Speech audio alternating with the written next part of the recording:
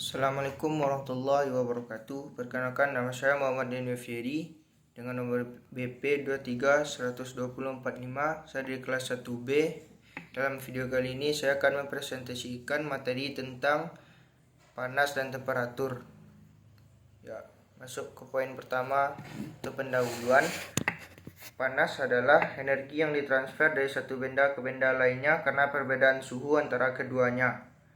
Menurut satuan SI, satuan kalor adalah Joule, sedangkan menurut CGS, satuan kalor adalah ERG, dan beberapa jenis makanan menggunakan kalori. Temperatur adalah besaran fisika yang menunjukkan tingkat panas atau dingin suatu benda. Temperatur atau suhu dapat diukur dengan berbagai skala, di antaranya adalah derajat Celcius, Fahrenheit, Kelvin, dan Rankine. Dalam sistem SI, satuan dasar yang digunakan untuk mengukur suhu adalah Kelvin.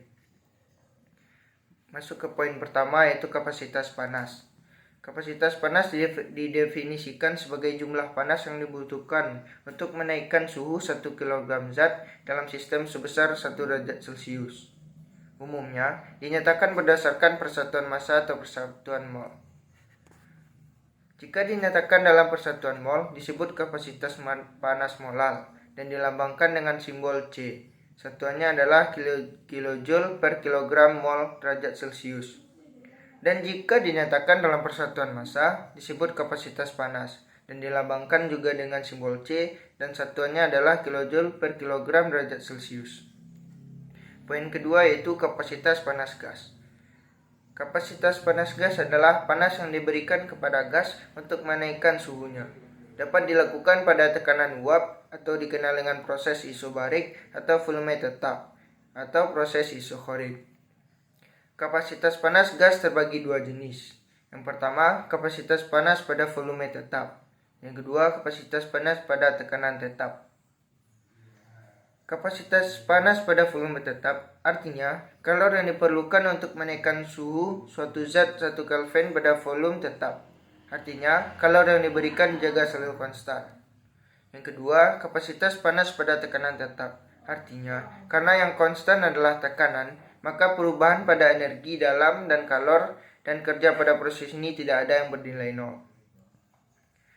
Poin ketiga yaitu kapasitas panas campuran. Kapasitas panas campuran adalah jumlah energi yang diperlukan untuk meningkatkan suhu satu unit massa campuran sebesar 1 derajat Celcius atau 1 Kelvin. Kapasitas panas campuran bergantung pada komposisi campuran dan sifat-sifat termal dari bahan-bahan penyusunnya.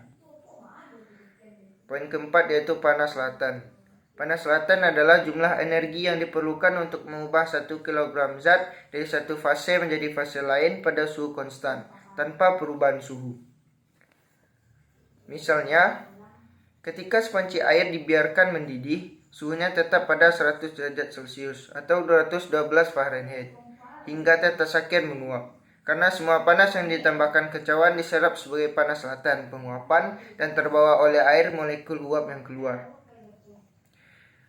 Rumus panas laten adalah L sama dengan Q per M, di mana L panas laten, Q adalah jumlah panas yang diserap atau dilepaskan selama perubahan fasa, dan M massa zat yang mengalami perubahan fasa. Poin terakhir adalah panas sensibel.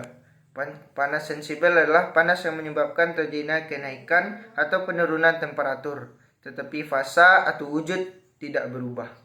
Dengan kata lain, panas sensibel menyatakan bentuk energi panas karena perubahan suhu atau bentuk panas yang dapat kita rasakan baik dengan panca indera maupun dengan alat bantu ukur suhu. Dan contohnya adalah air yang sudah dipanaskan akan terasa lebih hangat daripada air dengan suhu ruangan.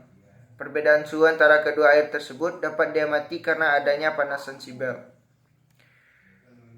Dan rumus panas sensibel adalah Q sama dengan M kali C kali delta T, di mana M adalah massa benda dan C adalah panas jenis dan delta T adalah perbedaan suhu atau perubahan suhu. Baik, sekian presentasi materi dari saya ucapkan terima kasih. Assalamualaikum warahmatullahi wabarakatuh.